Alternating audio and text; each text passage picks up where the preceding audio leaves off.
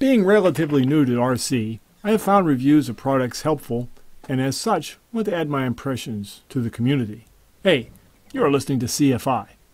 I have recently put a Volantex RC ASW-28 into the air, and with 10 hours of flight time on it, I want to share my experience and suggestions. I enjoy gliding, but wanted something bigger, faster, and something that has a better power on flight characteristic than the venerable Radiant or Radiant Pro that got me started. The ASW-28 looked like a reasonable next step. Motor gliders suit my local geography, and once in the sky, I enjoy exploiting the complexities of dynamic air. A plane that can get me into the sky and keep me there until my neck gets sore is a perfect airplane. There is a great deal to like about the ASW-28. First of all, its size. It's 8 feet wide.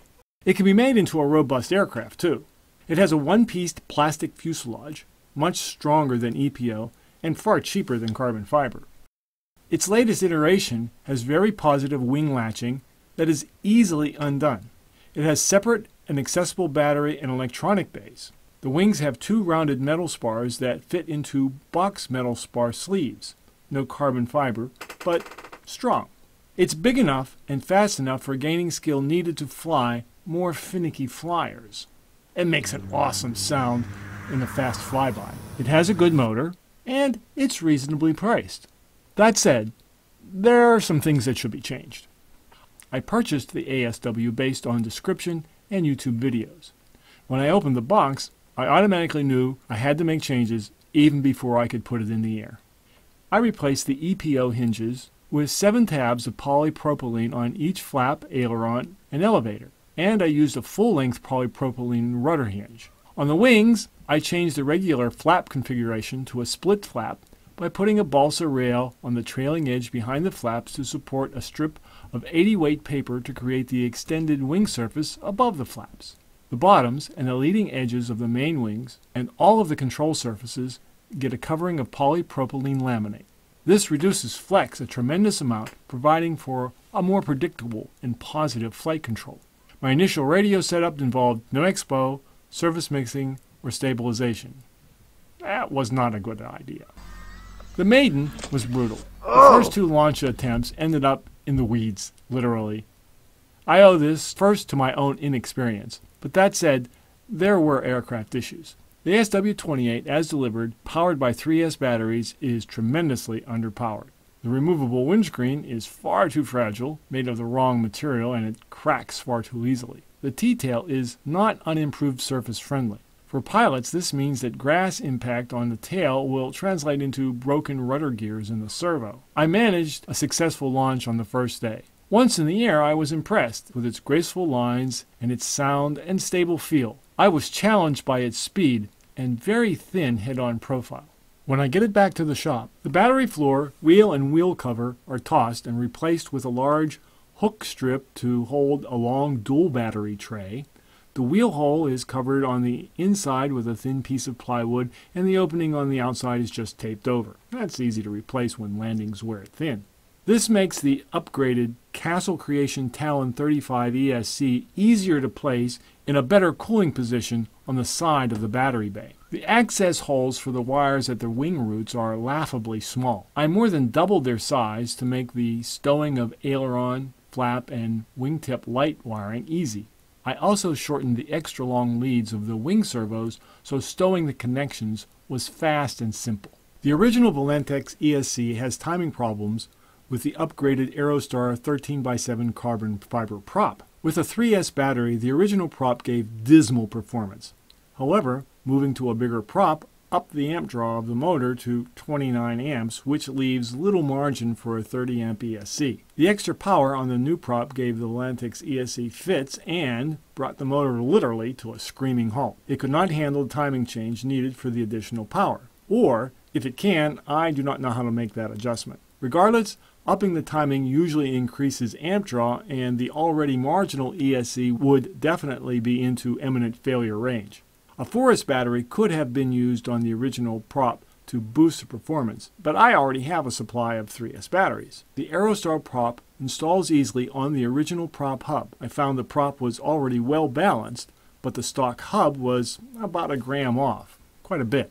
I installed leading edge lights near the tips, but they are only visible when the ambient light gets pretty marginal. The leading edge gets colored and the right wing gets wide black top and bottom stripes for elevation and orientation feedback. The CG of the ASW-28 is critical. I glued in each wing a ball-headed pin about 95 millimeters from the leading edge and used this as the CG. With full nose trim for takeoff and climb, this is perfect for gliding and power off flight too, because the nose becomes slightly heavy, producing positive stability, and in slow flight, a nice approach glide for landing.